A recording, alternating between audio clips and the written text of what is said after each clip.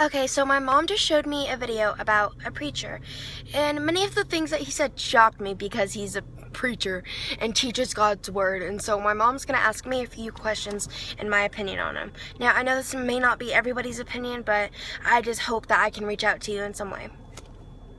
Okay, first topic he mentioned was being gay. What's your opinion on that? My opinion is that God takes time to shape each individual one of us just perfectly.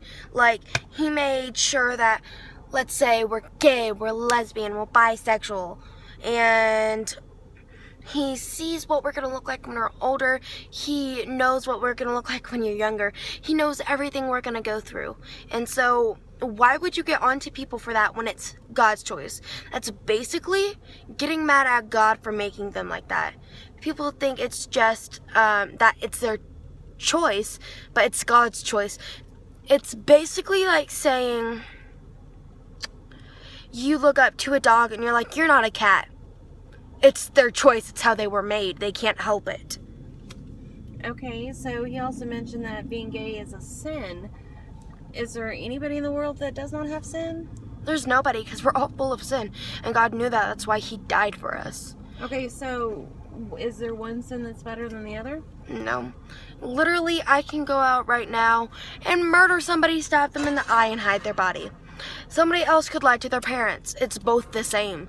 I know in like our world it would be different because it's such a huge thing, but in the Bible it's the same thing.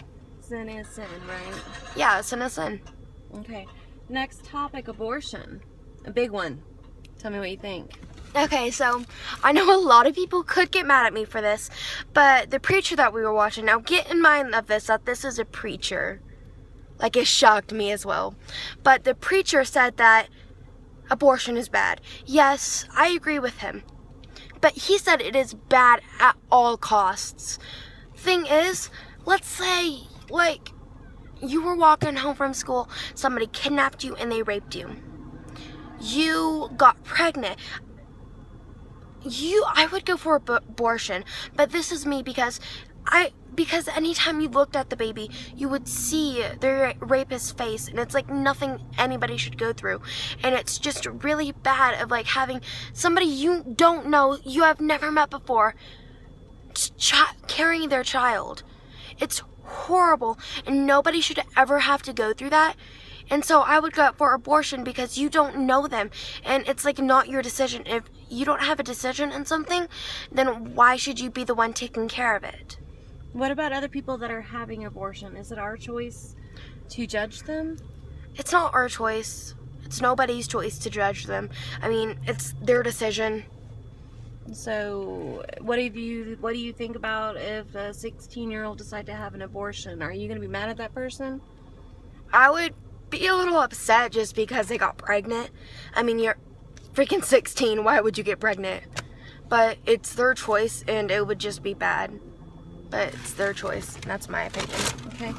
Next topic, he talked about refugees being a Trojan horse for ISIS. What's your opinion on that?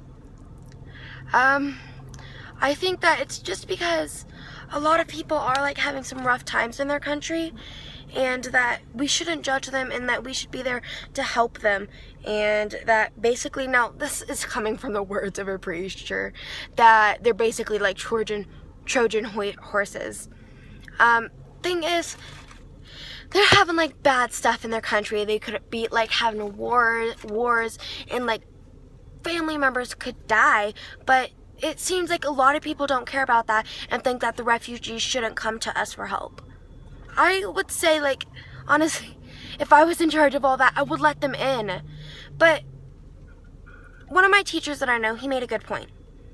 Let's say a family got their house burnt down, or like something's going bad in another country. They come back to this country and say like, oh, their grandparents owned this property. Can we just stay in a room? He doesn't know who they are, and so he calls the police. And the police say, oh, their grandparents used to live here, so it's their property. You get moved to one small room, and the whole house is made theirs. Same with the rest of the property. It's all theirs, and you have a little room left. I wouldn't do that because I would get them new houses and like let's say other people are living on that land. If nobody's living on that land, I would be completely fine. But if there are people living on that land, I wouldn't force them to move. I would just help them and I would try to help the refugees as much as possible. Okay, you also mentioned about we should help our vets and the homeless here instead of the refugees. What do you think about that? I think that it is good to help like the homeless vets and the refugees. But some people think one of them is bigger than the other. Both of them are a serious problem that needs help. Like homeless people, they can be dealing with so much stuff. Like it's horrible what homeless people have to go through. But it's also horrible what refugees have to go through. Now, if there was a chance, I would move all of them and just try to help them because they're both going through a super hard time right now. Okay, so if you were 18 years old right now and can vote, who would you vote for? I don't know, but definitely not Donald Trump. All right. Thanks for watching.